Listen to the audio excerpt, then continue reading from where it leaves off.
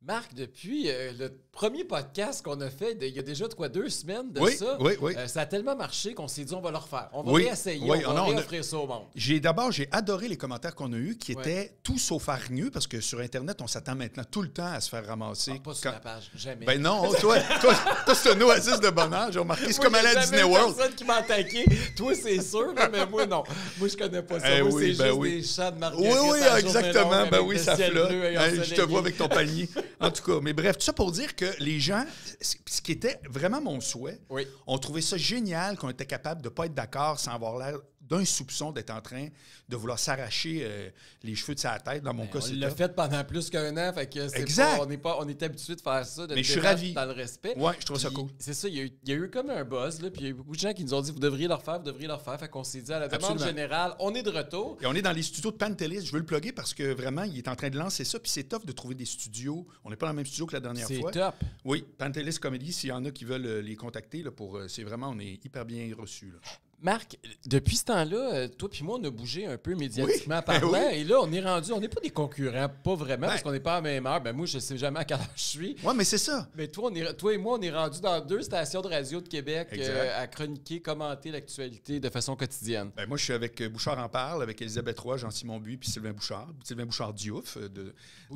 Exact. Puis, Elisabeth Roy, je la connais pas. J'ai étudié Elisabeth Roy? C'est Elisabeth Crête. Excuse, non, mais c'est une relationniste. Puis sérieux, on a commencé cette semaine, puis je suis ravi. Tu me connais, c'est un peu comme quand on travaille ensemble. J'amène des sujets pour discussion. C'est pas je chronique puis je m'en vais. Puis sérieusement, ça blende en partant. Je suis vraiment content. Mais toi, tu es à Choix. Moi, je suis retourné dans mes vieilles pantoufles à Choix où j'ai été pendant 6-7 ans comme chroniqueur dans à peu près tous les shows le matin avec Dominique Morel. Mais comment ça marche? Tu te fais appeler le matin? Retour avec Denis Gravel. Non, c'est que chaque jour, j'ai un horaire différent. OK.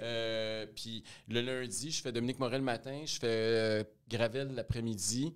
Mais la Gravel, je parle jamais de politique avec lui. Denis, il veut pas m'entendre parler de politique. Parfait. Puis après ça, le mardi, Jeff. Le mercredi, Dominique. Le jeudi, Jeff. En tout cas, c'est grosso modo. C'est que t'es chaque jour une fois. Oui, c'est ça. Okay. Mais pas, jamais dans le même show. OK.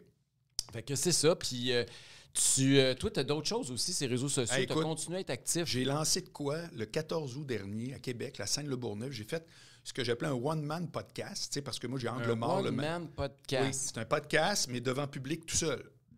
Puis, mon gars, je retourne tous les mois. Je retourne tous les mois à Québec. Le prochain coup, c'est le 18 septembre. Puis à Montréal, je commence le 24 septembre au Jésus. Tu es devant une salle vide?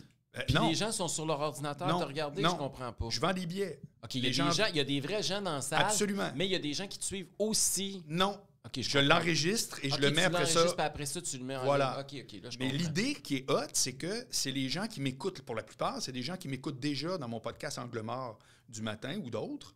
Puis, écoute, à ma surprise, il y avait vraiment du monde. J'ai fait comme, OK, ça faisait 10 ans. Monde qui paye pour entendre Boilard. J'en reviens pas. Si je me suis dit, Éric Duhem, personne ne paierait pour le voir. Il faut que ça soit gratuit, on le sait. Faut que je les paye pour qu'ils rentrent dans la salle, c'est un ou l'autre. Mais bref, tout ça pour dire que c'est vraiment trippant. C'est que, les affaires ont bougé depuis. Commencé ça. Moi, j'ai commencé quelque chose cette semaine. J'avais jamais fait ça. Une chaîne YouTube. OK, tu l'as ouvert, là. Je l'ai ouvert, mais tu sais, je t'avais dit que je le ferais, là. Oui. Là, c'est fait. Puis, je suis en train de me préparer un intro quand je fais mes petits commentaires sur les réseaux sociaux. Puis, je travaille tranquillement, mais je le sens, Marc, que c'est exponentiel. Hein? Je pensais pas que les réseaux sociaux, c'était comme ça. Ah ouais. C'est vraiment en train d'exploser. Toutes les fois que j'en mets un, je vois que c'est de plus en plus fort. Oui, les chiffres, c'est une vague qui monte. Les chiffres sont tout le temps en train de monter. Tu sens tout le temps que Puis ce qui est le fun, c'est que tu rameutes des gens qui viennent te voir expressément pour toi. C'est ça. C'est vraiment trippant. Parce que, tu sais, dans les médias traditionnels, là, que ce soit radio, télé, journaux, puis là, je veux pas de partisanerie pour un média plutôt que l'autre, là, il y a une crise des médias partout en Occident où le tirage des journaux, on le voit, ça diminue. Même chose pour les codes d'écoute de la télé, de la radio, les revenus publicitaires, tout est à la baisse. Quand dans un univers de médias traditionnels, dans un univers de déclin, tu arrives dans le virtuel, c'est le contraire. Dans un univers qui explose, qui boom, c'est... Le défi, c'est de marier ça. C'est ça qui va être le vrai défi. Ouais. C'est pas si évident que ça. Bon, on voulait pas parler de médias nécessairement puis de plugger nos affaires, mais on voulait commencer en parlant évidemment de la pandémie parce que c'est ça dont tout le monde, la planète parle depuis plus de 6 mois. Ouais. Puis on pourrait faire un débat entre les pro-masques puis anti-masques obligatoires parce que tu sais que j'ai été très présent dans ce groupe-là au cours des derniers mois. Mais tu as amené un angle qui m'intéresse encore plus parce qu'il est encore plus visionnaire puis il risque de survivre pas mal plus longtemps que le débat sur les masques. Puis c'est celui des finances publiques puis qu'est-ce qu'on va faire pour commencer à rembourser la montagne de dettes qu'on a empilée puis qu'on continue à empiler au moment où on se parle? Oui. Et écoute, poser la question, c'est facile, mais apporter une réponse, c'est loin d'être évident. Hey, écoute, moi, je vais te dire que selon moi, ça va devenir quelque chose qui, règle générale, ne l'est jamais. Ou en tout cas, tu connais ça plus que moi, tu pourras me le confirmer, mais la dette est jamais un enjeu électoral payant. C'est trop des sujets hypothétiques, c'est trop gros. Personne n'a 500 milliards dans son compte de banque. On n'a aucune idée qu'est-ce que ça veut dire puis combien il y a de zéro. On n'est même pas de l'écrire quand on se fait Puis demander. rappelle-toi, à l'émission, souvent, je te disais, Éric, les gens, ce pourquoi sont prêts à aller dans la rue, c'est pour ne pas payer une pièce de plus quand c'est gratuit. Mais ils n'iront jamais dans la rue pour dire on veut payer moins d'impôts. Ils vont crier ces lignes ouvertes. Ils vont jamais aller dans la rue pour ça. Tu pensais que c'était pas un thème mobilisateur politiquement parlant. Puis là, tu es en train de changer ton fusil d'épaule. Complètement. Parce que qu'est-ce qui va arriver? Il va y avoir des débats pour dire, OK, maintenant, là, on était supposé avoir 30, 40, 50, 60 milliards au fédéral, mettons, de déficit. Là. Je pense que c'était quoi, autour d'une centaine? Même pas. Mais non, 30. Bon, ben voilà. Puis on va être rendu à 350 au moment où on se parle. Puis peut-être 400, 450, parce que là, Justin est supposé annoncer des nouvelles mesures dans les prochains voilà. jours. Ça fait que là, après ça va être comme qui paye. Mais tu vas revenir avec un combat extrêmement classique droite-gauche. Mais en même temps, oui, mais ça va être que des mauvaises nouvelles. Peu importe le côté politique où vous regardez ça. Là. Ça n'a pas rapport avec la partisanerie. Il va y avoir des gens d'un bar qui vont vous dire qu'il faut couper dans vos services, puis on va vous enlever des affaires. Voilà. Puis de l'autre bar, tu as quelqu'un qui dit « je vais vous taxer plus ». Oui. Fait que là, ça va être le débat. Est-ce que vous voulez qu'on vous taxe plus ou vous voulez qu'on vous enlève des services? Écoute, il n'y a personne qui gagne là-dedans. Zéro. Puis je vais te faire une prédiction par rapport à ça, Marc. Politiquement, ce que ça veut dire, puis là, tout le monde va me dire, Éric, t'es cinglé, puis ça n'a pas de sens. Voyons donc, le Legault est à 75 de taux d'approbation. Il est à 50 ou à peu près dans les intentions de vote. Le plus loin, le plus proche en arrière est à 17. Il n'y a pas de chance de perdre. Moi, je pense, puis oubliez l'étiquette Legault, là, même mon ami Jason Kenney en Alberta, où c'est toujours conservateur, tous les gouvernements qui, dans un petit peu plus d'un an, puis dans les 4 prochaines années qui vont passer en élection, vont tous manger une volée. Je ne vois pas comment un gouvernement peut survivre à une crise comme celle-là. Hey, te rappelles-toi, la dernière fois, ton exemple, c'était Winston Churchill. On dit que c'est lui, à quelque part, qui a battu Hitler. Tu sais, si on a besoin d'une personne, puis il perd l'élection après. D'ici plus proche de c'est le prix à payer. Lucien Bouchard, la crise du verglas, rappelle-toi, il était le premier ministre le plus populaire, puis il était arrivé aux élections. Parce que c'est comme n'importe quoi dans la vie. Moi, ça me fait penser à titre personnel, tout le monde qui sont tout le temps en train de te dire « Ah, on t'encourage à vivre tes rêves. Ouais, t'encourages-tu à payer le prix? » Parce que vivre un rêve de faire un voyage ou de laisser sa job... Il y a une étiquette après, là, c'est marqué le prix. Voilà. Bon, ce prix-là, il s'en vient. Ça fait que ça va être un vrai combat à savoir, exemple, taxer les grandes entreprises. C'est que là, il y en a qui vont dire, oui, on taxe les grandes entreprises, le profit. On ne pleurera pas si les banques ne font pas des milliards. OK, parfait. Puis là, tu embarques dans une autre dynamique. C'est-à-dire que ces banques-là, ils vont réagir comment? Mais attends une minute. Il y a une exception peut-être par rapport à ce que je viens de dire, là, par rapport aux politiciens qui vont payer le prix. Parce qu'il y a un bénéfice aussi à court terme. Tu sais, Justin Trudeau, on l'a vu, il a fait ça dans les sondages à distribuer des chèques. Pendant qu'il y a le problème. Ben oui. Fait que s'ils vont en élection assez vite pour que les gens aient le temps de recevoir le chèque, mais pas le temps de se rendre compte qu'ils se sont fait voler le compte de banque ou leur portefeuille, là, il y en a peut-être qui vont se faire réélire. Oui. C'est pour ça que Trudeau, je pense, qu'il a intérêt à aller en élection très vite. Mais tout le monde va y aller dans les prochaines semaines. Oui. Puis s'il attend, il est foutu. Puis Legault, il a beau être ultra populaire, quand il va dire à la petite madame qu'on y coupe ci, puis on y coupe ça, puis qu'elle va payer 1000 pièces d'impôt de plus, elle va le trouver moins beau, moins fin, moins intelligent tout d'un coup. Là. Je vais te faire une prédiction, moi, par rapport aussi à qui va payer. Qui va? Ouais, c'est qui? C'est ça? Ben, la Parce prochaine que génération, d'habitude, une dette, on pèle ça par en avant. Oui, c'est comme les toujours. Jeunes qui vont payer. OK, mais là, ça, c'est rigolo quand ça fait pas mal dans la poche ici maintenant. On a beau crier, mon Dieu, la dette est épouvantable. Les enfants.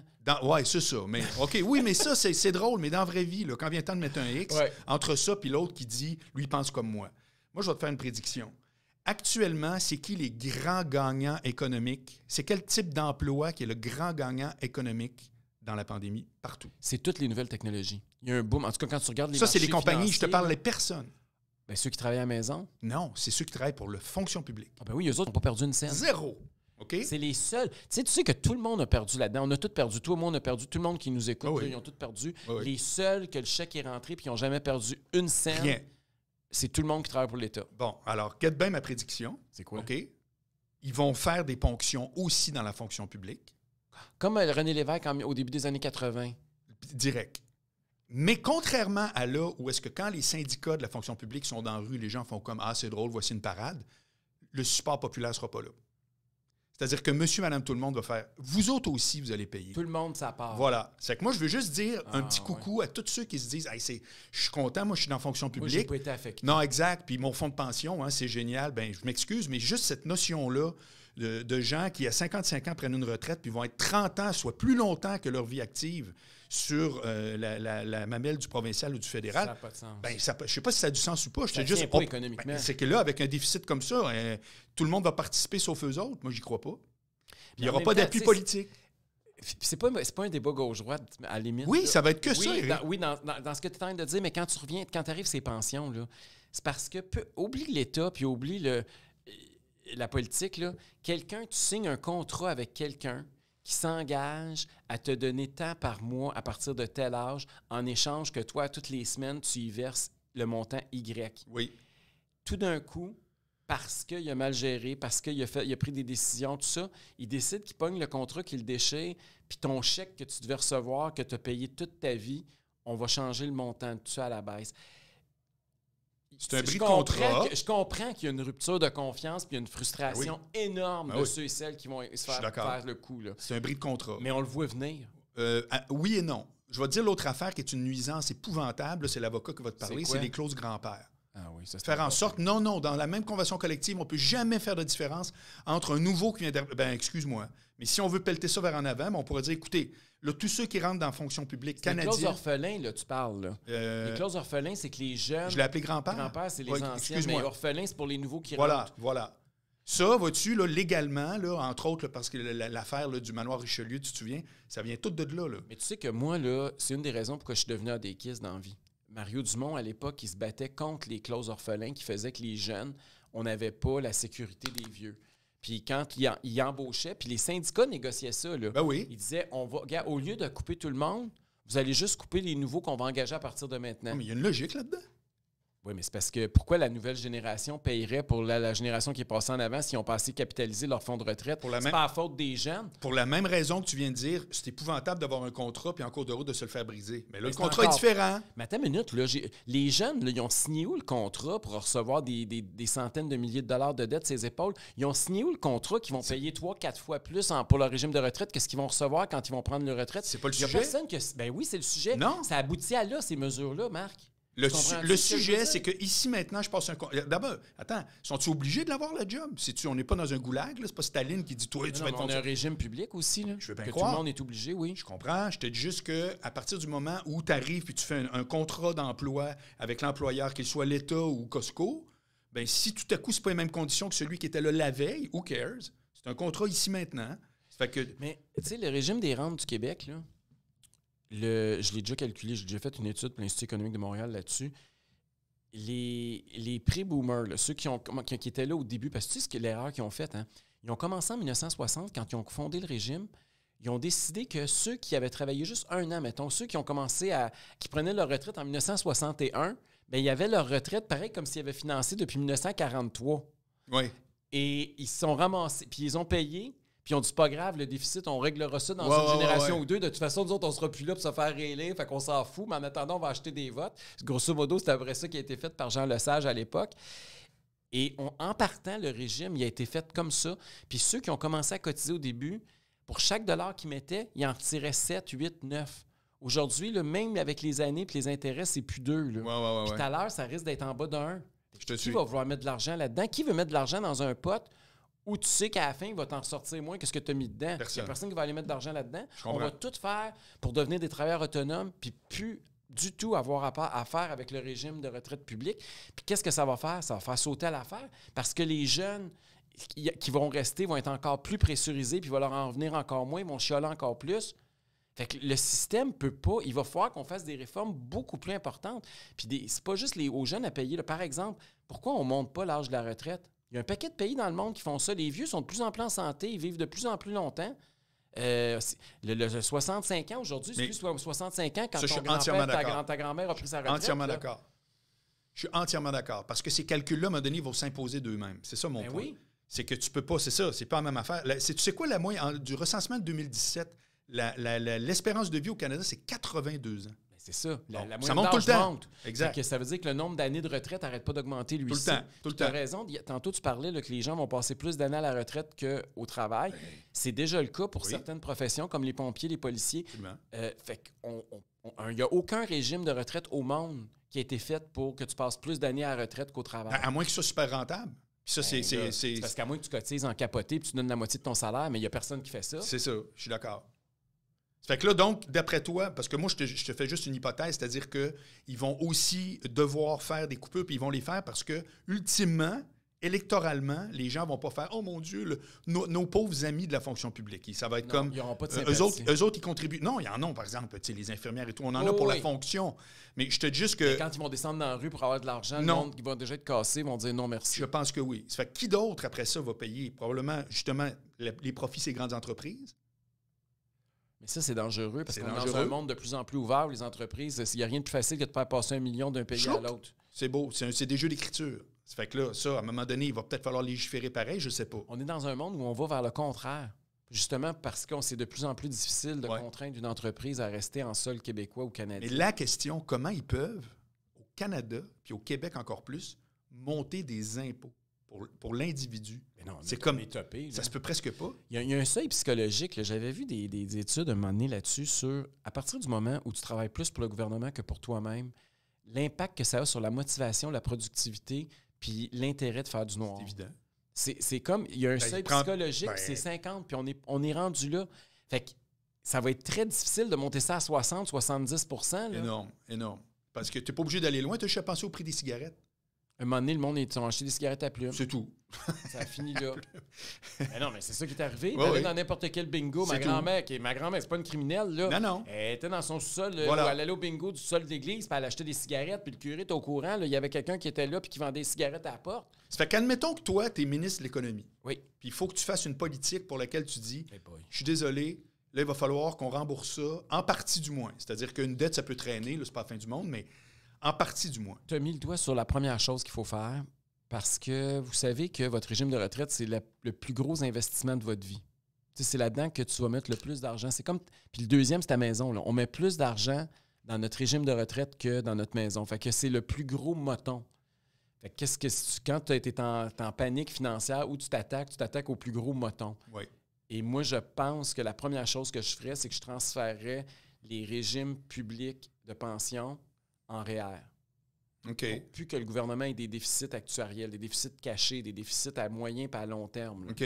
Fait que tu dis au monde, gars, prenez votre argent, là, puis vous êtes obligé de cotiser. Ou le gouvernement peut même, tu peux envoyer, le prendre, le percevoir, ça paye, là, mais il met ça dans un REER à ton nom.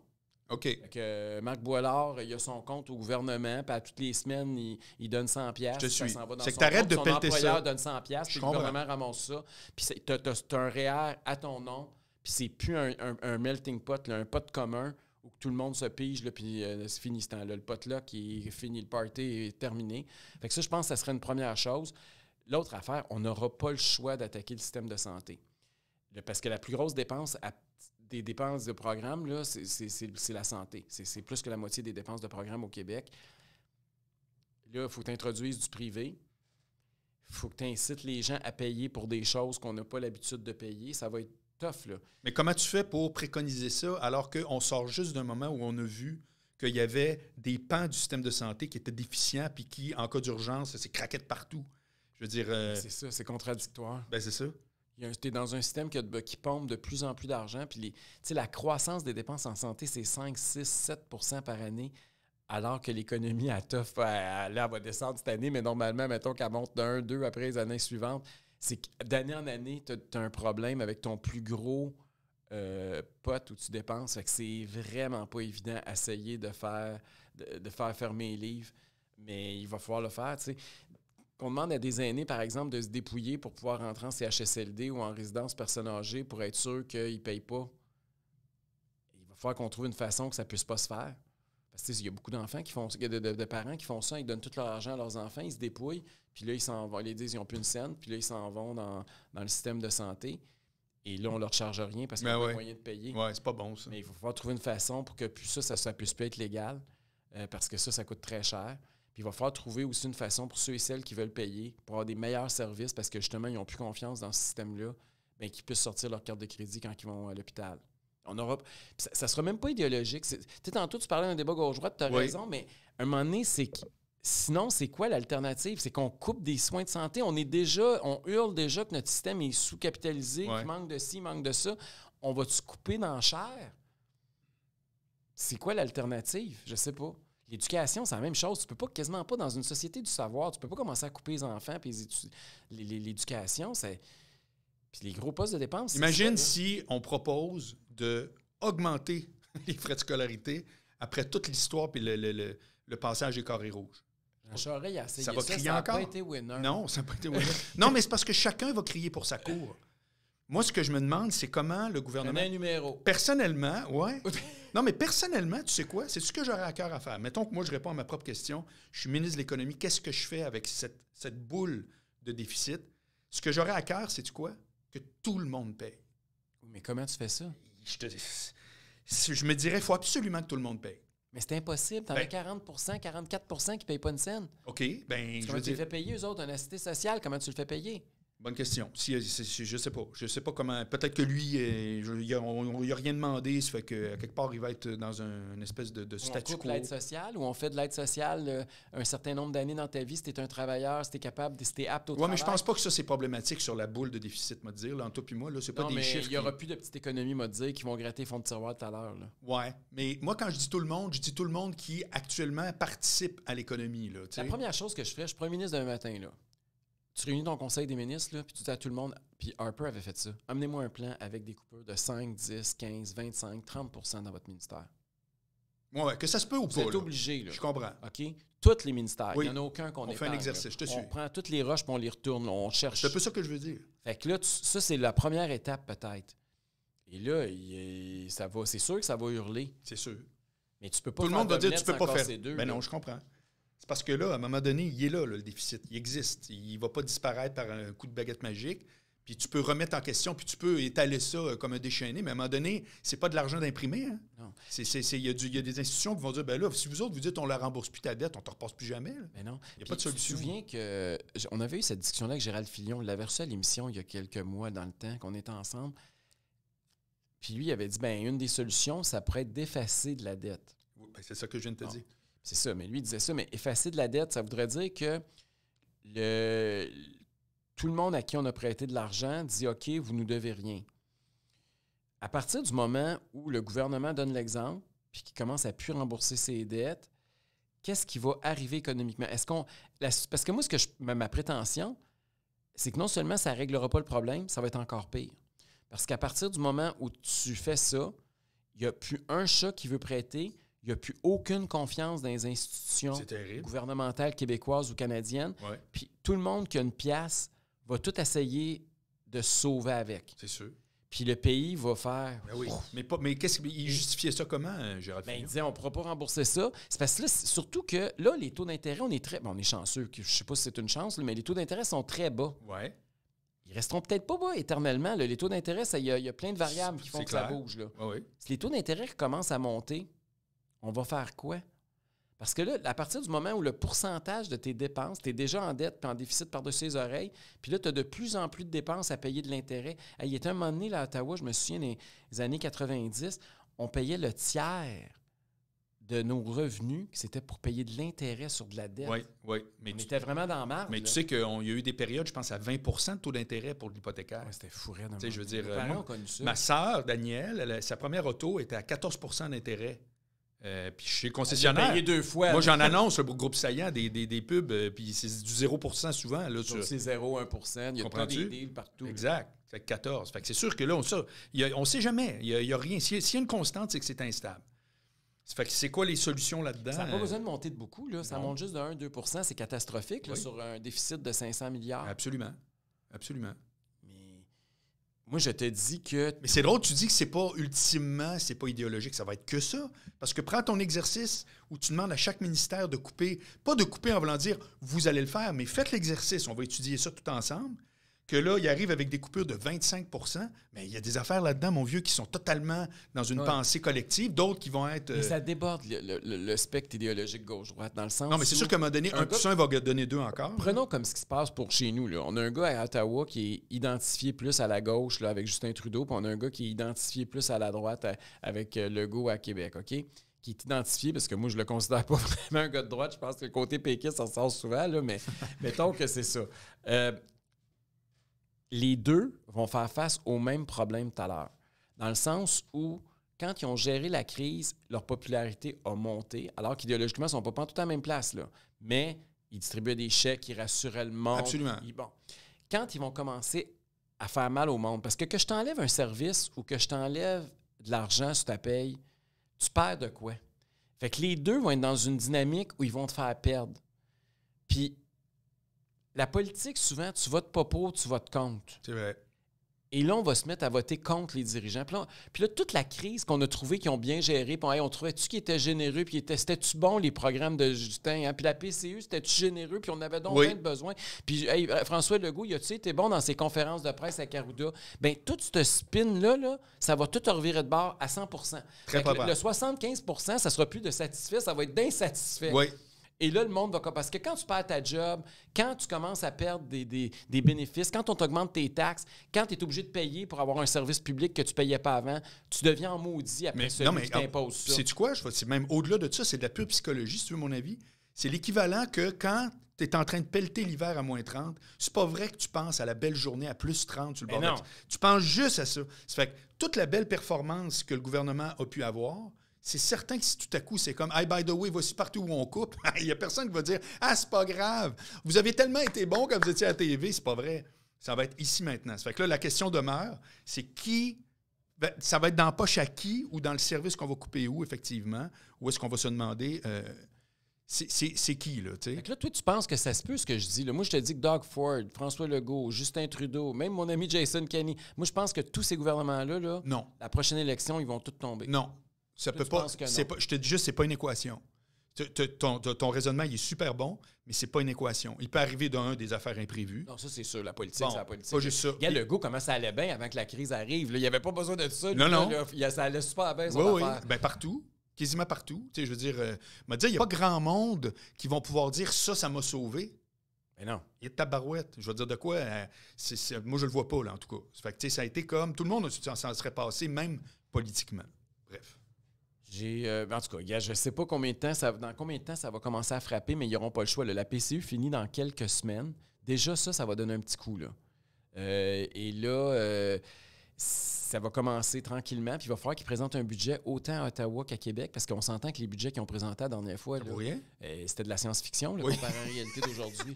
Exact. Et, fait que là, qu'est-ce qu'ils vont générer? Qu'est-ce qu'ils vont retrouver là-dedans? Je ne voudrais pas travailler au ministère des Finances. C'est parce que c'est le lien aussi entre la réalité et le politique en termes électoraux. C'est ça qui va être très intéressant. C'est-à-dire que veut pas, on ne sera pas là dans un meeting avec la chambre, la porte fermée, mais il va inévitablement y avoir des discussions à dire, regarde, entre deux mots, c'est lequel qui fait en sorte qu'on a plus de chances de passer pareil. Il y a des affaires qu'on pourrait faire que ça ne ferait pas trop mal. Je vais te donner un exemple. C'est sûr qu'idéologiquement, ça ferait une maudite bataille au Québec. Là. Mais si le gouvernement dit demain matin, je vends Hydro-Québec, puis je vais prendre l'argent puis je vais tout le mettre sur la dette. Je vais rembourser tout avec ça. Je vais rembourser en tout cas les milliards que je vais aller chercher avec ça. Là, ouais, mais, je vais, parce qu'au lieu de couper dans ton régime de retraite, puis au lieu de couper tes soins de santé, je vais vendre Hydro pour payer les comptes. Oui, mais tu vends Hydro, Éric, c'est comme si tu disais je vends mon condo que je loue pendant 25 ans pour faire un coup d'argent, mais il me rapporte pendant 25 ans. Je dis Hydro-Québec, ça rapporte dans la poche de monsieur, madame, oui, mais ça va rapporter dans 25 ans, tu comprends? Tandis que si je le vends là, peut-être. Là, je vais pouvoir éponger la dette de la dernière année, puis toi, tu vas être content, tu vas pouvoir voter pour moi, parce que moi, dans 25 ans, je ne serai plus là, puis je ne me chercherai pas à me faire élire. Je suis juste dans une dynamique électoraliste. C'est pas bête. OK, tu vendrais... vendrais... Les politiciens vont faire ça, ils vont voir se faire élire, ils vont s'en foutre dans 25 ans, eux autres, ils s'en foutent tout le temps. Ton hypothèse, je ne sais pas si c'est parce que tu lis ou tu te colles sur l'actualité française, mais beaucoup de monde en France ont commencé à parler que est-ce que la France va vendre des actifs? C'est ça. Mais ils n'auront pas le choix. Ça se peut. Parce que comment tu veux rembourser ta dette si tu ne peux plus étrangler le monde fiscalement? On vient de le dire, là, on est déjà là. Ouais. Puis couper des services, on le dit, le système de santé, il en manque déjà des ressources, les écoles aussi. Fait que si on ne veut pas trop couper de ce bord-là, on fait quoi? Là, tu dis, bon, ben, coudonc, tu sais, ouais, c'est vrai, on a des buildings, on a de l'immobilier. Puis qui dit que c'est pas l'inverse? Qui dit que c'est pas, au contraire, à acheter du privé à mort pour générer du revenu? Faire des acquisitions, c'est une stratégie. Ben oui, on a vu ça avec le Cirque du Soleil récemment, avec Bombardier. Non, ils ont pris des intérêts. Ça a été très bon. Oui, mais ça, c'est quand tu prends des intérêts. Non, ça a été zéro. Moi, mais en même temps, ça aurait pu être très hot. Hein? Je choisis un exemple que foiré, mais je veux dire, il y en a d'autres. Tu continues, là, la cimenterie mécaniste. Tu sais, je vais t'en sortir. Moi, je n'ai pas tant de donner. Donne-moi des réussites de ton bord, man. Mais le principe est que tu peux aussi faire des acquisitions pour investir. Que le gouvernement, c'est pas lui qui est là pour gérer des business privés. Non, les entrepreneurs sont généralement meilleurs que les politiciens pour faire des profits. J'en conviens. Moi, je pense pas que ça va être ça la solution. Mais il y a une affaire, puis ça, c'est vrai en tant qu'individu, là, la crise va faire en sorte qu'il va y avoir des opportunités pour des gens qui ont du cash. Il va y avoir des choses à acheter à rabais dans les prochains alors, mois. je t'arrête tout de suite. Pas seulement les gens qui ont du cash. Moi, il y a une affaire que je dis depuis le jour. Quand tu achètes avec quoi? Ton environnement peut changer à ton avantage. Comment? Moi, de mille façons. Si, mettons, avant, tu étais un employé dans une business qui ne faisait pas vraiment de chiffre d'affaires, puis pour X raison, tout à coup, cette business-là, elle explose. C'est sûr que toi, tu vas te retrouver avec un bénéfice de ça. Ce que je veux dire par là, c'est que depuis le début, moi, je m'acharne à dire une chose. Moi, j'ai fait aucune prédiction au gérant d'estrade. J'ai dit rien qu'une affaire depuis le début. Il va y avoir des nouveaux gagnants et des nouveaux perdants. C'est sûr. Tu comprends? Ça fait qu'il y a quelque chose qui va se passer. Peut-être c'est déjà passé, peut-être ça s'en vient. Ou est-ce que du monde vont tout à coup faire... tu parles... J'aurais jamais pensé que ça allait me tomber dessus, à la négative et à la positive. Puis il y a du monde qui vont rester un peu dans le statu quo. Ouais. Tu as tout à fait. J'ai regardé la Fédération canadienne d'entreprises indépendantes a commencé à faire des sondages justement sur le pourcentage de business là, que leurs revenus sont déjà au rendez-vous.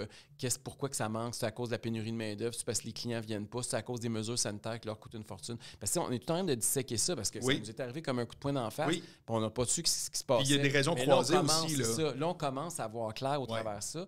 Puis c'est sûr que si tu étais un propriétaire puis toi, tu avais des grosses tours à bureau, c'est sûr que toi, tu étais un gros géant bien dans quelque chose de très sécuritaire. Puis aujourd'hui, tu es peut-être sur le bord de la faillite. Quand tu parles des perdants, là, ça en est peut-être. Qui aurait cru qu'un propriétaire foncier au centre-ville d'une grande ville, dans une métropole, serait un des nouveaux perdants? Pour le moment, on ne sait pas comment ça va virer, mais pour le moment, c'est comme... Moi, hier, écoute, ironiquement, tu le sais, on en a parlé, j'ai parti plus qu'un podcast, moi, pendant la pandémie. Il y en a un qui s'appelle « Discussion avec un expert » que je fais sur mon LinkedIn.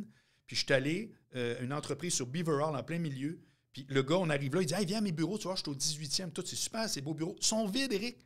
Il y a comme 60 postes de travail, c'est que des ordinateurs. Il n'y a pas aucun employé. Zéro. Ils sont tous en télétravail, puis il fait « Sérieusement, pourquoi il reviendrait? » Je dis « Tu vas faire quoi avec ton pied carré? » Je sais pas trop, tu sais. Lui, je l'ai vu là, live, là. Ah non, le centre-ville de Montréal, ça va être catastrophe. Mais d'un autre côté, les gagnants, je vais te donner un exemple. Moi, au chalet, là, il y a un gars un peu boboche, c'est un entrepreneur dans le bois, là, tu sais. Puis lui, il construit des chalets puis des maisons là, secondaires sur le bord de l'eau.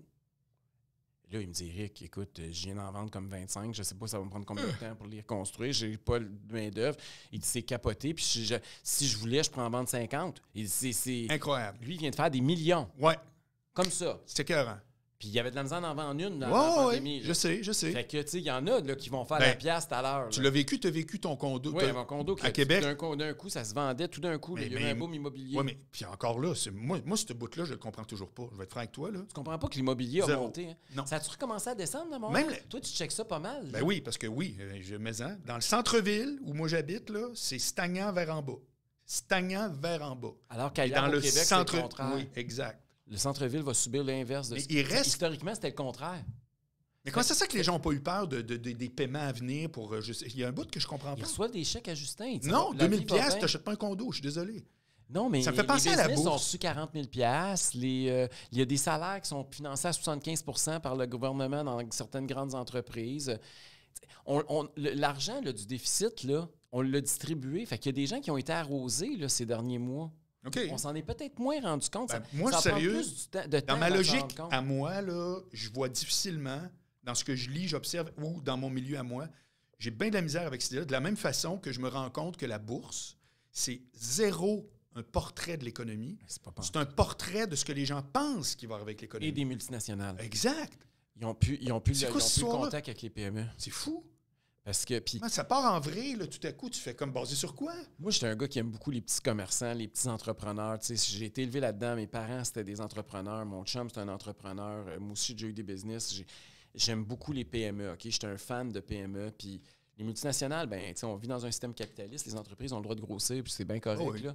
Mais à la base, j'ai un biais positif, favorable aux PME. OK. Puis je me rends compte que c'est elles les victimes de la crise. C'est clair. Puis ça m'écoeure, parce que les multinationales, c'est sûr qu'ils vont aller chercher une plus grosse part du gâteau. C'est déjà commencé. Oui.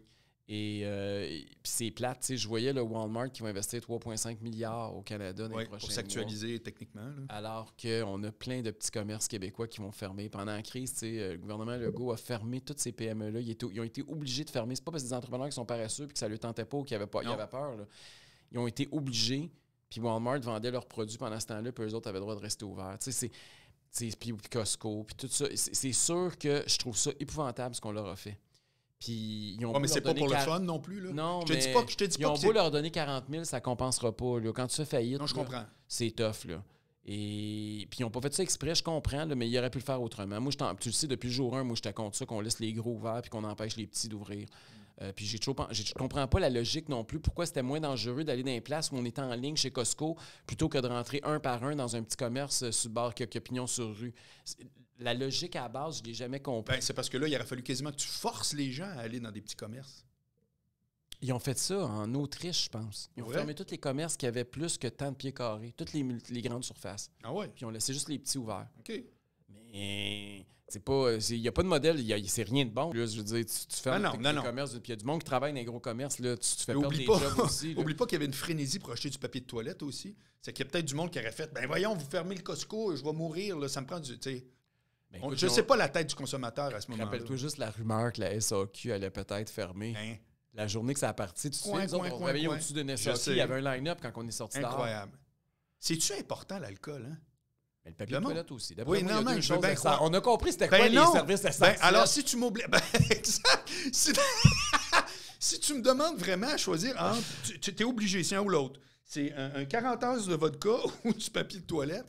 En tout cas, si j'ai pas d'alternative au papier de toilette, disons qu'il y en a sans rentrer dans les images, man, je choisis pas l'alcool. Là. Ah non, moi, je choisis l'alcool, c'est sûr. Pour vrai? Ben là, c'est pas compliqué. T'as jamais eu ça un bidet chez vous? T'as jamais... Non. OK, moi, j'ai habité dans des pays où il n'y en avait pas de papier de toilette. Ah, puis, ouais? Je vivais très bien. Ah, là. OK. Puis sais-tu quoi?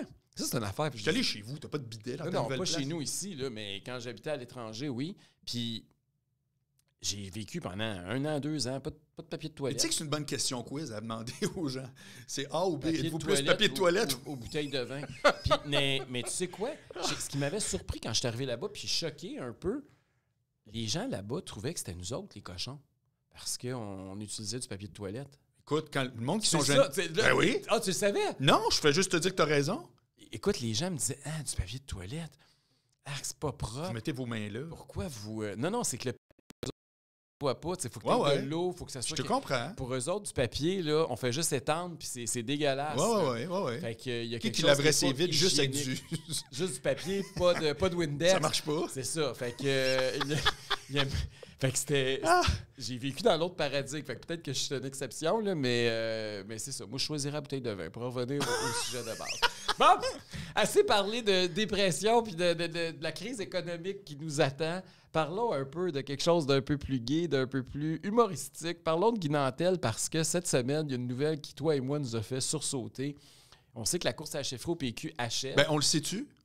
Ben, on le sait-tu. Moi, plutôt, on le sait parce qu'on suit ça avec un microscope. Mais je veux dire... monsieur, madame, tout le monde, ils savent même plus que le PQ existe. Fait que là, c'est la course à la chefferie, ça passe bien loin. Non, mais je trouve que c'est quand même important pour eux autres, puis tout, puis je respecte ça. Moi, je suis pas anti-PQ pantoute. Je fais juste dire que j'en reviens pas comment... Je fais juste une petite parenthèse pour démontrer à quel point, politiquement, rien ne compte à part la gestion du COVID. L'Assemblée nationale pourrait être fermée, mon vieux. Tout le monde s'en C'est quasiment ça. On a des mesures d'urgence sanitaire qui font que les parlementaires ont à peu près plus de pouvoir, puis le premier ministre fait à peu près ce qu'il veut présentement. Hein. On vit, même s'il n'y a plus de pandémie, même si les chiffres diminuent, le gouvernement continue à faire ce qu'il veut. On vit vraiment dans un... On n'a jamais vécu ça. Là. Ben, de toute façon, juste le fait que nos frontières sont fermées, là, tout ce qui se passe présentement est atypique, là, mais pour revenir à la course au PQ, ouais, ben c'est ça. Tu as tout à fait raison. Elle est complètement passée sous le radar. On dirait un show sur le web, là, tu sais. Qui sont 50 à suivre. Ouais. Fait qu'en tout cas, tout ça pour dire que ceux qui n'ont pas suivi ça, on va vous en parler un peu parce que c'est important en démocratie de parler des partis politiques. Ben oui. Là, Guy Nantel avait des spectacles de prévus pendant la pandémie. C'est un humoriste, on le sait. Ces spectacles-là ont été obligés d'être remis parce que le monde avait déjà acheté le ticket. Absolument. Et là, Et c'est un contrat. Il faut bien que les gens comprennent. C'est pas lui qui décide, j'y vais pas. Là, il y a une course à la chefferie qui arrive puis qui fait qu'il va être élu ou battu. Puis ces contrats sont après, parce que les shows peuvent pas être maintenant. Non. Et là, ça pose la question, peut-on être chef d'un parti politique puis parler aux électeurs le jour en leur disant « Votez pour moi comme premier ministre », puis le soir être un clown en train de faire des spectacles d'humour? Ben, de un, moi, je vais te répondre plusieurs choses. La première, c'est que c'est ultra temporaire. Puis que, comme Guy l'a dit, c'est des contrats, sinon ça me coûte 250 000 $ pour les résilier. D'après moi, on peut quand même comprendre l'idée, de un. Deuxièmement, techniquement, on devrait permettre aux gens d'avoir plus qu'un chapeau, parce qu'on a tous plus qu'un chapeau. Mais je sais très bien que ça se fait pas de même, puis que tu es dans une boîte, je suis dans une boîte, il est dans une boîte, on met tout le monde dans des boîtes. C'est qu'on met la boîte à Guy Nantel selon où on veut l'avoir. Est-ce qu'on veut l'avoir comme humoriste ou comme politicien? Et les deux, je suis désolé, mais sont très difficilement interchangeables. Et troisièmement, rappelle-toi, il y a un commentaire qui a été fait par un des trois autres de ses collègues qui se présentent, là, en disant « Ouais, mais toi, tu as fait des jokes d'agression sexuelle sur Alice Paquette, puis blablabla. » Et il répond « Oui, mais c'est mon personnage. Je suis désolé, mais les gens ne la font pas, cette différence-là. Moi, je peux te le dire, je l'ai vécu. Si tu ne mets pas une perruque avec une fausse moustache, des dents, puis tu ne changes pas ta voix, tu n'es pas autre chose que toi-même. » Guy Nantel, quand même qui dit « Je fais un personnage de gros colon, ça passe pas. » Surtout pour quelqu'un qui est un détracteur de Guy, ça passe pas. Mais je voulais te parler de ça, Marc, parce que quand j'ai vu cette histoire-là, sur le coup, c'est sûr que spontanément, on pense tous, ben écoute, il a signé un contrat, il n'a pas le choix, il faut qu'il l'honore. Il est humoriste, il a le droit de se présenter en politique. Bon, fait que la base, tout le monde est d'accord avec le principe. Je pense pas qu'il y a personne qui veut l'empêcher de travailler puis qu'il y a personne qui veut l'empêcher d'être un politicien s'il veut se présenter aux élections, OK? Mais tu as raison, la perception du public est différente. Puis quand j'ai vu cette histoire-là, j'ai pensé à toi. Parce que toi, tu as vécu un peu cette transition-là d'une certaine façon. Parce que tu as travaillé dans le domaine de l'humour. Oui. Puis moi-même, j'ai été le premier qui a eu les préjugés que monsieur, madame, tout le monde risque d'avoir à travers Guy Nantel. Là. Oui. Il risque d'avoir le même problème avec les lecteurs que toi, tu as eu avec moi. Oui. Moi, je te voyais comme un humoriste, un gars qui match des fanfaron, filles, blablabla. des douchebags, C'est ça.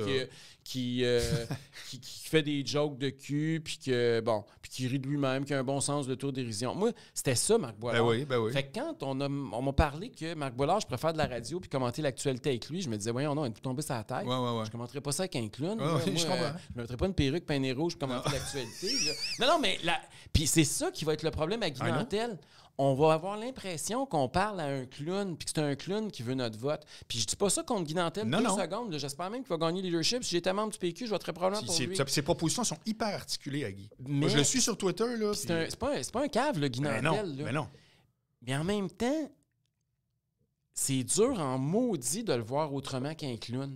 Alors, moi, je vais te dire que tout ça, c'est à l'usage. C'est-à-dire qu'au moment où on se parle, ils ont mis ça dans sa cour en disant « Ah, tu fais deux jobs, dans le fond. Tu es encore humoriste, puis ça ne marche pas pour, entre autres, les raisons que tu parles. » Oui, ses adversaires vont tirer là-dessus, c'est sûr. OK, mais après 22 spectacles, merci, bonsoir, le gars, il est tout à fait conséquent. Je deviens, si je suis élu, un politicien à temps plein. L'humour, si ça donne un jour, je ne commencerai pas à faire deux trucs de front. Ça amène d'ailleurs l'idée qu'un politicien devrait toujours juste faire ça à temps plein. Ça ne devrait jamais être... en France, c'est un problème, ce qu'on appelle le cumul des mandats. Tu peux être maire d'une ville puis être député en même temps. Non, ça a été comme ça au Québec pendant une certaine époque. Hein? Bon, mais c'est ça, mais il faut que tu te consacres à ça. Non, mais il n'est pas capable, il le dit. Mais la gestion de l'image, qui est le sujet, dans le fond, c'est que pour bien du monde... Et là, ce qui est drôle, c'est de voir aussi que les arguments contre sont bien entendu toujours des détracteurs. Bien, c'est normal. T'es en politique, tu as toujours des détracteurs. Voilà. Il n'en manque jamais à ça. C'est ça. Ça fait que là, il faut voir. Puis, j'écoutais justement l'émission qui inspire la nôtre, Zemmour et Nolo.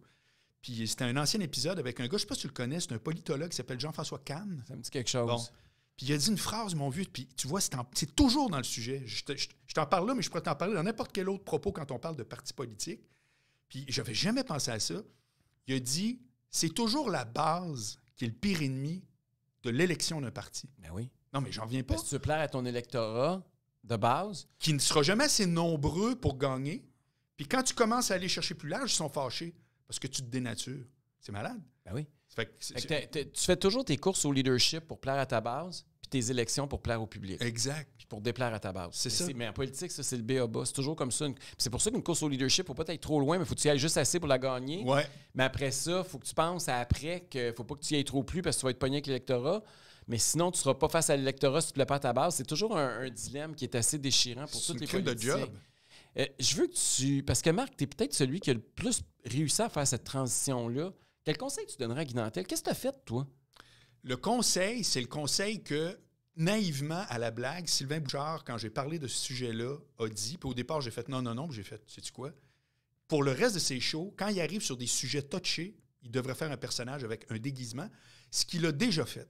Guy a déjà fait, je l'ai vu, il faisait un itinérant déguisé, etc. Okay, pour ses shows, il se déguise, comme ça, on sait que c'est pas le politicien qui Dans parle. certains numéros, les numéros, mettons, touchés, là, ben, tout à coup, il fait un personnage, et ce personnage-là fait en sorte que là, il n'y a plus aucun doute. Il se déguise en ivrogne ou en gros colon ou en policier, n'importe quoi, là. Voilà, parce que je sais, je le connais, ça fait 20 ans. Guy, lui, il a décidé qu'il ne mettait plus de perruque, qu'il ne faisait plus de personnage, c'était dans sa démarche. Oui, mais là, il est entre deux démarches. Là, à un moment donné, il va falloir une concession à quelque part. Okay. C'est que moi, si j'avais un conseil de gérant, ce que j'ai fait, je dirais, quand tu vas faire tes shows, pour être certain que toi, tu es clean à mort, pas tout le long. Souvent, c'est normal que ce soit Guy Nantel qui est en train de faire un édito drôle.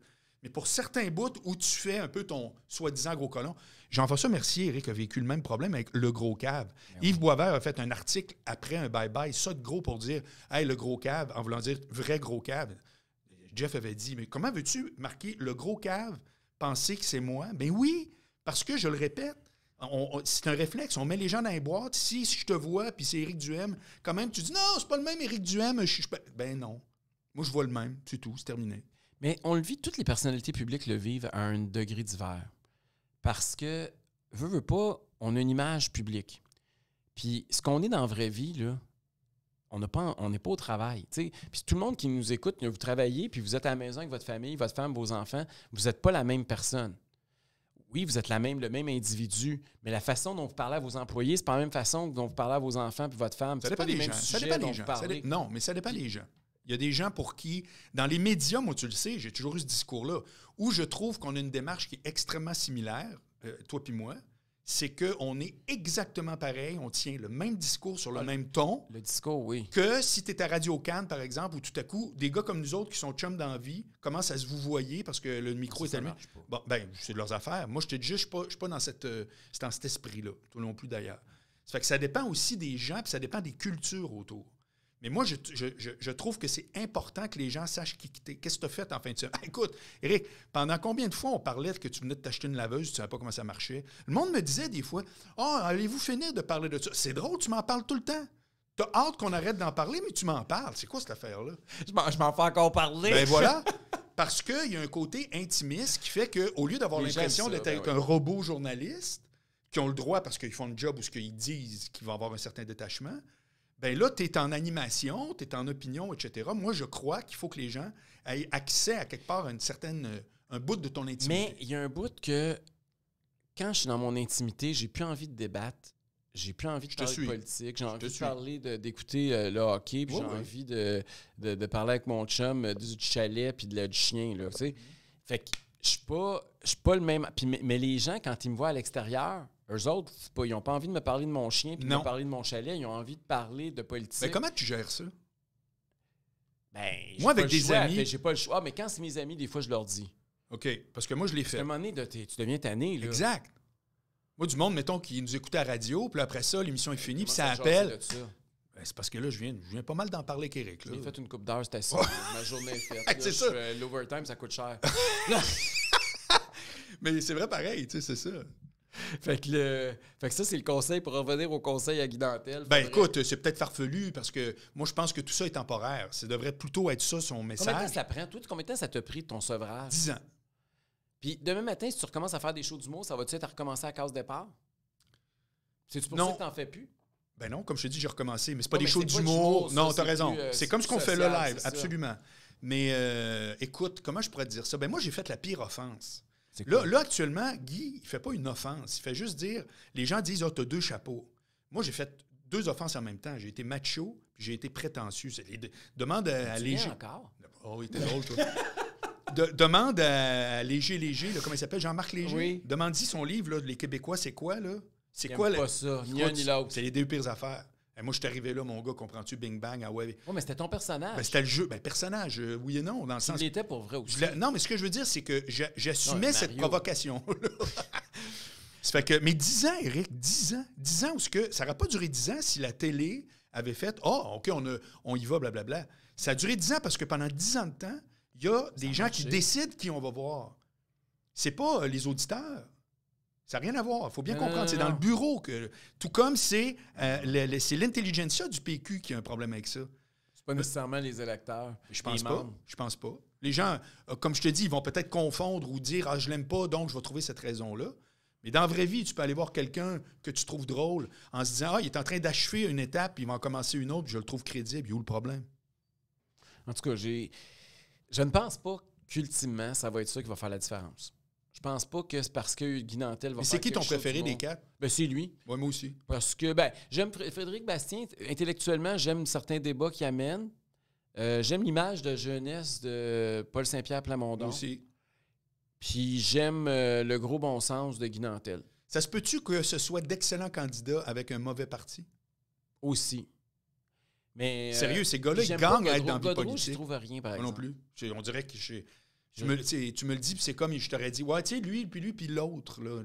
Puis ça a l'air que ça, lui, va gagner. Ah, peut-être. Mais ça ne veut pas dire qu'il n'est pas bon parce que ça colle pas. Ça veut dire aussi que la base n'est peut-être pas connectée avec la population. Là. Souvent, que ça revient à ce que tu disais tantôt. Là, la base puis la population, c'est deux choses bien différentes. Puis c'est triste. Là, je voyais que le PQ, même, il est rendu qu'ils ont 2,5 millions de dettes. Ils sont plus capables de rembourser leurs dettes. Puis que ils se battent pour un bateau qui a de plus en plus l'air d'une épave. Puis ça n'a rien à voir avec les qualités individuelles ou non de ces gens-là. Au contraire. C'est un cycle politique où le débat référendaire fédéraliste souverainiste, je pense, est complètement rendu à terme. Puis il y a à peu près plus personne qui se divise là-dessus. En tout cas, au moment où on se parle, ça peut changer, tu as raison. Oui, parce qu'en France, là, c'est extrêmement... c'est la grosse mode. Écoute, je dirais depuis 6 mois, hein, pas depuis 10 ans, là. Là, c'est vraiment le souverainisme. Michel Onfray a lancé une revue Front populaire. Écoute, là, la moitié rentre dedans en disant c'est épouvantable. L'autre fait comme enfin. C'est du nationalisme. Ben, c'est ça. Le nationalisme au Québec, ça non, mais eux autres, c'est souverainisme avec l'Europe. Ouais, excuse-moi de le préciser. Ouais, c'est important. Ça. C'est pas la même chose. C'est la nation. J'ai pas l'impression que c'est... Parce qu'ici, c'est pas le même discours qu'on a. En tout cas, il n'y a rien d'impossible. Mais au moment où je parle, tu as raison. Puis la nouvelle génération est tellement pas là. Zéro. C'est ça qui est le vrai problème du PQ. La preuve, à Montréal, ils ont perdu 2 générations. À Montréal, ça parle anglais plus que jamais. Tu sens-tu qu'à part... C'est vrai, ça? Ben oui, c'est vrai. Mais je veux toi, dire... tu remarques ça tous les jours? Oui, mais je veux dire, personnellement, moi, je le vis très bien. Ça te dérange pas? Pas tout. Je suis là. Tu es au Québec, Calvaire. Ben oui, mais je te dis, mais je suis au Québec, oui. Au Québec, il y a une ville qui s'appelle Montréal. Si tu veux la franciser au complet, ben là, à ce moment-là... Non, pas la franciser, mais de là à l'angliciser de plus en plus, il y a une limite. Écoute, je suis pas en train de te dire c'est pas grave, il n'y a pas de problème. Je suis en train de te dire que je vois pas que ça se vit mal. Moi, ça veut dire quoi? Comment tu vois ça, que ça s'anglicise? Parce qu'il y a de plus en plus de serveuses ou de vendeuses qui disent « bonjour, aïe ». Ouais, puis tu l'entends, puis c'est la rue, il y a des anglophones. Parce que moi, le « bonjour, aïe », il me dérange pas pantoute. Pas tout, moi non plus. Mais me faire servir en anglais puis me dire « sorry, I don't speak French », ça, je le prends pas. Je trouve ça poche, mais à la rigueur, il y a un bout aussi que c'est vivre en société. Tu sais, regarde, il y en a qui bégayent, il y en a qui... Qu'est-ce que tu veux que je fasse? Non, je m'excuse, mais quand tu es né à Montréal, tu parles pas français, là, le problème, c'est pas parce que... Ça s'appelle Montréal, c'est un problème... T'as un problème contre les francophones, là. Ben, tu pourrais... Écoute, sais-tu quoi? Il y a combien de Chinois, puis il y a combien, tu penses, de Syriens ou autres qui arrivent, puis qui rejoignent leur famille, puis qui parleront pas un mot de français, probablement ni d'anglais? Je veux dire, ça existe. Ça fait-tu en sorte que c'est épouvantable, je capote? Moi, je te dis juste que j'ai pas... Ben oui. Ah, pas moi. Moi, je veux... Alors... Mais pourquoi ils viennent ici s'ils veulent pas apprendre notre langue, ils veulent pas s'intégrer? C'est ça que je comprends pas. Christy, si tu veux parler chinois, il y a d'autres places ailleurs dans le monde, ça parle chinois, là. OK. Bien, c'est parce que tu places la langue comme étant le seul vecteur de communication. Ben non. C'est parce que c'est un gros handicap quand tu n'es pas de parler avec 83 % de la population. Oui, mais si tu as décidé d'émigrer. Si c'est un handicap au point que tu vas en mourir, là, j'ai l'impression que c'est une autre affaire. Manifestement, on peut vivre dans ces communautés-là, etc. Moi, non, ça m'irrite pas. Je trouve qu'à quelque part, dans la mesure où la majorité le demeure, Hegel disait une grande phrase, à un moment donné, la quantité devient une qualité. Ça fait que tant que la quantité fait en sorte qu'on est avec une majorité francophone, etc., moi, je ne vois pas le problème. Ceci étant dit, si ces proportions-là s'inversent, c'est que je te dis pas qu'il ne faut pas ouvrir là. Effectivement, ce problème-là, c'est pas quelque chose genre « Ah, occupez-vous-en pas, c'est pas grave ». Tu me demandes la question à moi, est-ce que ça se vit bien? Je te dis juste que des fois, j'entends des gens parler en anglais, je capote pas. Comme ça arrive que je suis au centre-ville, puis il y a quelqu'un qui fait du bruit à 3 heures le matin, je capote pas.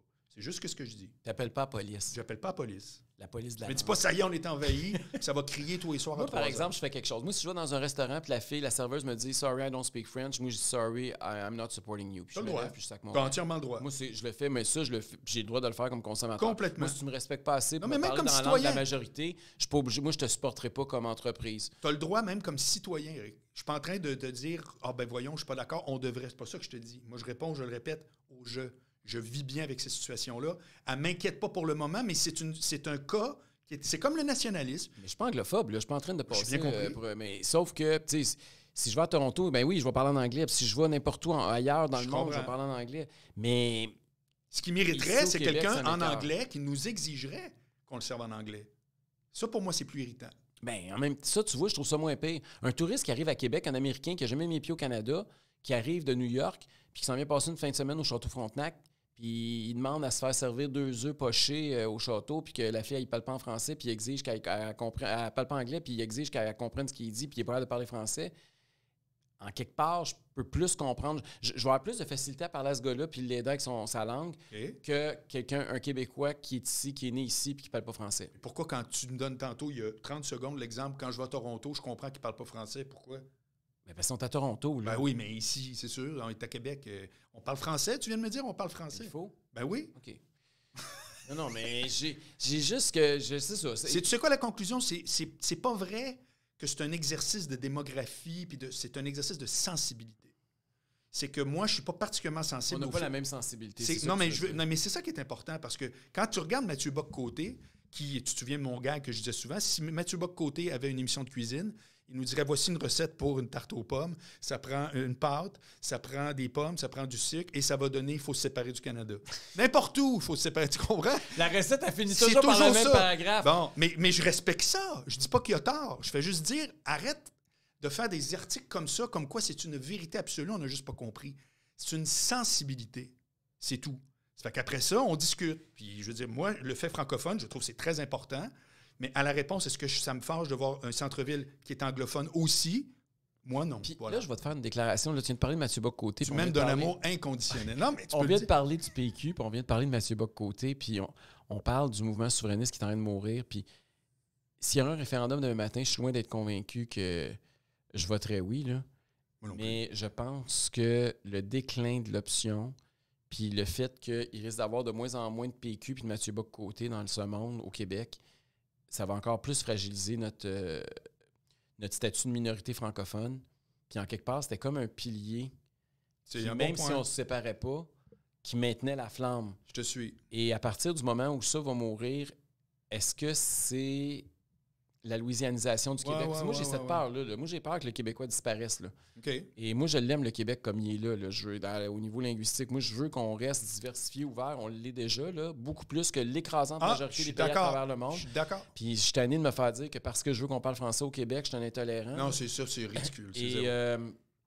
mais fait que je veux qu'on garde cet aspect-là, mais je veux aussi qu'on garde notre spécificité, puis ce qui fait de nous un peuple unique. Ça prend des Puis remparts. j'ai peur que le déclin du mouvement souverainiste, même si j'en suis pas un Ouais, ouais, supporter, ouais. C'est un bon point. aide à aller vers là. Fait qu'en tout cas, c'était ma petite réflexion un peu philosophique. Je veux, en terminant, on va faire ça un peu plus joyeux aussi. On va essayer de finir ça dans le bonheur parce que tantôt, on a parlé des Pourquoi problèmes. tu te fais chier depuis tantôt? Non, Ben, mais moi, on a j'aime ça. parlé des problèmes d'argent avec la COVID, puis comment Ouais, on va ouais. rembourser les montagnes de dettes qui nous sont pelletées sur la tête. C'est pas Jojo, là. Il n'y en a pas de solution rose. Là. Mais là, on va essayer de voir, on va mettre nos lunettes roses, on va faire comme Justin et ses Kalinours à Ottawa, et on va essayer de penser qu'est-ce qu'on va faire quand la pandémie d'un matin, on nous annonce qu'il n'y a plus de pandémie. Le virus, le coronavirus est mort. Ouais, On n'a ouais. pas besoin de se faire vacciner. Il est Tu disparu, sais puis il qu'avec le réapparaîtra SARS, plus jamais. c'est arrivé. Ben oui, Ils ne savent pas on le sait pourquoi. même pas pourquoi. Incroyable. Mais même la deuxième vague, là, tout le monde l'attend, puis elle arrive pas vite. Là. Ça ouais. se peut qu'elle revienne, elle arrive jamais. Là. Ça se peut. Mais Fait surtout que- que les habitudes ne sont pas les mêmes. Puis le SRAS, là, tout d'un coup, le virus, il est plus revenu. Non. Alors que la grippe, ça revient à tous les maudites Tout le années. temps. Fait que si, mettons, d'un matin, effectivement, coronavirus meurt d'une attaque Ou incroyable, peu importe, vaccin, tu te Peu fais. importe. Peu importe. on n'a plus à se soucier de ça. OK? Ouais. On redevient comme dans le monde d'avant. Ouais.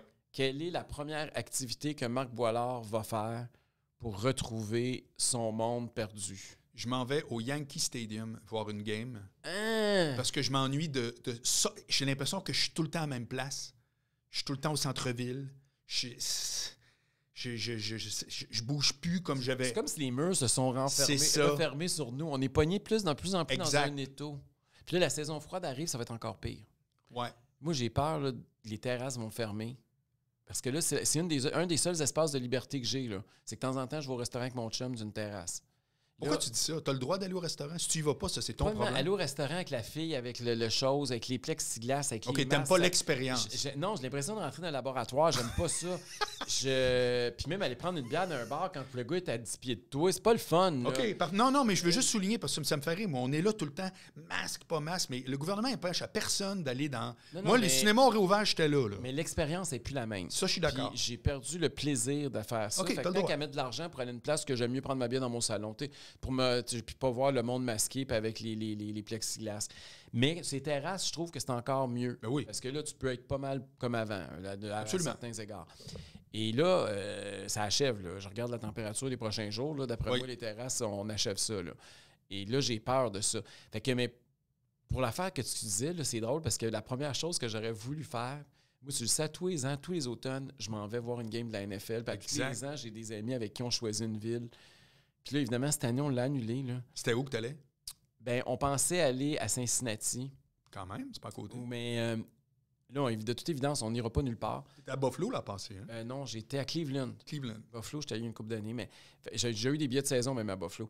Mais là, cette année, on n'ira pas. Puis c'est comme la normalité qui est plate. Puis là, mes parents me disaient, tu sais, mes parents sont toujours partis dans le temps des fêtes. Puis des fois, je vais les rejoindre dans le sud. Ils voyagent pas mal, eux autres, depuis un bout de temps. Oui. Là, je sais que c'est des malheurs de riches, là, parce que c'est voyager. Je comprends que c'est pas tout le monde qui a moyen de le faire, là, d'aller passer une fin de semaine aux États-Unis ou une semaine dans le sud. Mais moi, je vais une fois par année voir les Yankees. C'est ça coûte pas une fortune de toute façon. C'est un road trip. Là. Oui. Fait que, mais de penser que je vais passer tout l'hiver, moi, je vais toujours au moins une semaine dans le sud l'hiver. Oui, mais qui dit que ça va être ça? Tu le sais pas. Ben, excuse-moi. La frontière n'est même pas encore ouverte avec les États-Unis. OK. Non, mais je te parle... ça, c'est une autre discussion, mais... moi, j'entrevois pas. D'abord, j'entrevois pas du tout qu'on va retourner où on a déjà été. Parce que, manifestement, les comportements ont changé. De deux, la course au vaccin, elle va très vite. Ceux qui ne veulent pas se faire vacciner, c'est le problème, je m'en claque. Ça fait que, au final, moi, je ne crois pas du tout qu'une deuxième vague digne de son. C'est pas parce que tout à coup, il y a une montée que c'est une montée qu'on appelle une deuxième vague.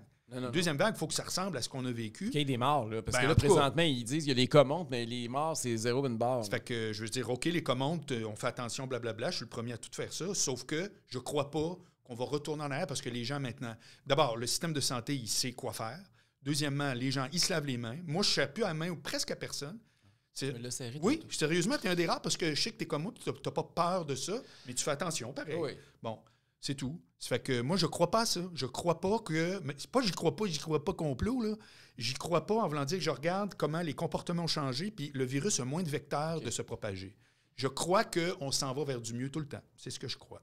Mais s'il y a un soubresaut, c'est la preuve que c'est pas le party pogné, tu sais. Ça te fait-tu capoter de penser qu'on n'aura pas de party de Noël? Tu sais, toi, tu as une grosse famille, là. Oui. Mais non. Faire un party de Noël sur Zoom avec ta mère, ça te tente? Non, mais je la vois, maman. Encore là, c'est tout à fait permis. Vous ne pouvez pas y aller. Mais non, vous ne pouvez pas être plus que 10 dans la maison. Ah, ben OK, mais je veux dire... Non, mais vous n'avez pas un souper de famille, vous autres, à Noël ou au jour de l'an? Oui, mais ça peut être de d'autres façons. Tu sais, je veux dire, moi, vois-tu, mon neveu, ma nièce, il y avait un masque en grand-mère, pas grand-mère, ma mère est allée, leur grand-mère. Puis ils ont fait comme, on fait attention, si on a de quoi, mamie, on veut pas qu'elle l'aille, blablabla. C'est sûr que les personnes âgées, il faut les protéger, c'est ça l'affaire. Voilà, mais je veux dire, une fois qu'on fait ça... Puis là, tu sais, l'Halloween qui s'en vient aussi. L'Halloween, les enfants qui peuvent... Ça, là, je la comprends pas, par exemple. Parce qu'il me semble que s'il y a une journée où tout le monde porte son masque, même dehors, c'est bien celle-là. C'est pas le même masque. Un masque de Batman, c'est pas exactement pareil. Non, mais tu t'en vas d'une maison à l'autre. Moi, c'est un peu compréhensible. Là. Tu sais, salut, là, des bonbons avec 3-4 virus. Je pense que non, c'est au contraire. Tu le panier de bonbons, puis tu le laisses à la table pendant 2 semaines, puis t'attends que les... Ben non, mais justement, tu vas essayer de ne pas avoir un multiple contact, me semble. Pense-y. Si je mets une bouteille là en disant « Allez-y, prenez-en tout le monde », Caroline, c'est pas une bonne idée. Non, je trouve qu'au contraire, l'Halloween, c'est un peu weird de se promener d'une maison à l'autre. Bon, parce que moi, je pense qu'il y a beaucoup d'enfants que c'est leur affaire qu'ils voudraient faire, ça va être... Ouais, mais là, ça, c'est la discussion. Non, mais on parle de qu'est-ce qu'on veut faire quand... Ah ben oui, OK. Ah, donc toi, tu t'ennuies de passer l'Halloween. Ah, ben, on apprend ça aujourd'hui. Non, mais mais j'imagine que tous les enfants qui nous écoutent, là, c'est sûr que c'est ça. Là. Oui. Oui. Eux, c'est l'Halloween. Ah, c'est sûr. Chacun, selon l'âge, tu as raison. Si c'est comme ton projet préféré, c'est... Les personnes âgées, là, je pense à ma belle-mère, là, qui ne verra pas ses 7 petits poussins à Noël là, avec tous les 30 quelques petits-enfants, peut te dire qu'elle, elle doit capoter. Là. Tu sais, Eric, que la dernière fois qu'on s'est parlé, tu as dit... Mais c'était pas documenté ton affaire, mais tu avais prétendu qu'il y avait aussi des problèmes chez les vieux qui ont été confinés en termes... C'est sûr. Mais il y a eu une étude qui est sortie là, genre, la semaine après. Ah oui, j'ai dans la vu presse. ça. Absolument. C'était exactement ça. Oui, qui disait qu'effectivement, il y avait... plus affectés, il y a vraiment des gens pour qui ça a été extrêmement lourd, puis que ça peut... ou je ne sais, moi, j'en ai vu physiquement des vieux qui, en l'espace de 6 mois, ils ont vieilli de 5, 6, 7, 10 ans. Ils ont pris un gros coup de vieux d'un coup parce qu'ils n'ont pas bougé, parce qu'ils n'ont pas vu personne, parce qu'ils ont été tristes, ils ont été... La solitude, je te l'ai toujours dit, c'est la première cause de la mort, c'est la cause de la vieillesse aussi. C'est tough, la solitude. Puis c'est pas tout le monde qui a vu pareil. Il y a des gens qui acceptent ça plus que d'autres. Puis moi, je pense à ma belle-mère, là. Je sais pas, elle a 80 quelques, là. Elle se prépare pendant 6 mois à préparer son party de Noël, là. Ah oui, hein? Son rendez-vous, là. Écoute, elle prépare toutes ses affaires, là, son gâteau aux fruits. Ah, tu m'avais dit ça, puis vous êtes quoi, 25? Écoute, plus que ça, là. T'as 80? 84, 85, puis elle prépare tout pour tout le monde, là. Et puis elle nous reçoit toutes. Mais tu comprends qu'à 85 ans, tu n'as pas de l'énergie, tu peux pas tout faire ça d'une semaine. Là. Ben non. Elle fait ses tartes d'avance, puis elle fait ses confitures, puis elle fait ses sauces, puis elle fait ses canneberges, puis elle fait... À toutes les semaines, elle en fait un petit bout. Et là, je sais pas ce qu'elle va faire cet automne, là. Mais ça va être... je sais pas comment on va vivre Noël avec cette nouvelle réalité. Tu sais, tu parles souvent de la Suède. Oui. Puis j'ai lu un article hyper intéressant dans Le Monde. Eux autres, il n'y a pas de masque, hein? Il n'y a pas eu de confinement, puis ils n'ont pas de masque. Mais alors, mais je vais dire de quoi, moi, la phrase qui résume tout, parce qu'à quelque part, c'est dur de tracker avec les infos que moi j'ai, c'est dur de dire si tu gagnais sur toute la ligne ou pas tant que ça, mais peu importe. Pas clair. Mais il y a une affaire qu'ils ont faite que je trouve, qui, moi, comme prémisse, j'ai fait « Oh, c'est très bon ». Puis c'est le Arruda de la place qui était interviewé dans Le Monde. Tu sais, c'est vraiment... Puis le gars, il disait, nous autres, on a envisagé ça, contrairement finalement à beaucoup de pays, comme un marathon et pas un sprint. Oui, je l'ai lu, ça. Tu l'as lu? J'ai trouvé ça intéressant. Nous autres, on a sprinté, puis là, on est en train d'essouffler le monde. C'est ça qui est notre problème. Parce que le monde, il commence à être écœuré. Là. Moi, quand j'ai organisé une marche là, contre les masques obligatoires dans le Parlement, il y avait 3000, mais si on avait mobilisé un peu plus longtemps, puis on avait eu les médias pour diffuser l'info, je peux te dire qu'on aurait été 30, 40, 50 000. Puis... Il y a un écœurement qui ne cesse de gonfler. Puis regarde, le gars, il a goûté l'autre jour. Là, quand il a dit que le sport-études, il retardait ça d'1 mois. T'as-tu vu le backlash que les étudiants et les parents qui sont sortis? Là, il a été obligé de reculer. Il y a un écœur en titre parce qu'on s'est tellement fait restreindre nos libertés qu'on manque de souffle, c'est pas long. Tandis que, étant donné qu'en Suède, ils font à peu près rien, c'est quelques petites mesures, puis un petit peu plus de télétravail, un petit peu... Fait que les gens vont être capables de te fait des mesures beaucoup plus longtemps, puis de se laver les mains. Fait que c'est des mesures beaucoup plus légères. C'est qu'ils apprennent à vivre avec. Puis ils vont les mettre de façon permanente dans leur quotidien. Mais je ne suis pas sûr que ce modèle-là il est transposable dans toutes les sociétés. Ça, j'ai de la misère à te suivre là-dessus. Ce que tu veux dire, c'est que les Québécois, on est moins disciplinés que les Suédois. Ce que je veux dire, c'est qu'il y a ici, il y a dans le sang latin, puis il y a un sens de contre l'autorité qui est plus fort qu'ailleurs. J'en suis convaincu. Il me semble qu'on suit le goût pas mal, moi. Ben OK, mais je veux dire... Puis les Québécois, là, notre symbole, puis la Saint-Jean-Baptiste, c'est pas les moutons, nous autres, là. On n'a pas... Tu te souviens-tu quand on était jeune, qu'on allait à Saint-Jean-Baptiste, le Saint-Jean-Baptiste avec son... Oui. Puis là, avec les moutons, puis tout ça, j'ai toujours pensé que le Québec, c'était comme... on était très obéissants. Mais la différence, c'est pas là. C'est intéressant ce que tu dis, mais c'est pas là. La différence, c'est avoir confiance en son gouvernement ou être défiant. Puis Je pense qu'on est défiant du gouvernement. Ah ben oui. Ben, c'est parce que... J'ai toujours trouvé qu'on était docile. Oui, mais les groupuscules très, mettons, anti-masques, etc. Les Italiens sont 10 fois pires que nous autres. Ben, tu veux le résultat? Ben vraiment, c'est exactement mon point. Attention, il y a des Italiens qui nous regardent. Non, pas de l'Italien en général, mais les autres, ils l'ont mangé grave. Mais regarde, on jase, là, je peux pas te dire X, Y, Z, mais je pense, moi, que... Ben, pas je pense, c'est juste la logique, Eric. Une solution appliquée dans une nation puis avec une population X. Bon, voilà. Moi, je fais juste dire que manifestement en Suède, l'incitation, d'après moi, elle avait un meilleur réceptacle. Que si ici on dit on devrait juste inciter, je suis pas certain que ça amènerait les mêmes résultats que là-bas. C'est tout ce que je dis. Matière à réflexion. C'est intéressant. On va se finir là-dessus. C'est une belle conclusion qui va nous faire réfléchir encore longtemps. Merci beaucoup, Marc. C'était le fun. Je suis super content. C'était très agréable. Si vous avez aimé ça, continuez à nous écouter puis partagez ça. Ouais. Puis on peut peut-être en faire d'autres. J'espère. Merci. Salut. Combien de temps qu'on a fait? 1 heure?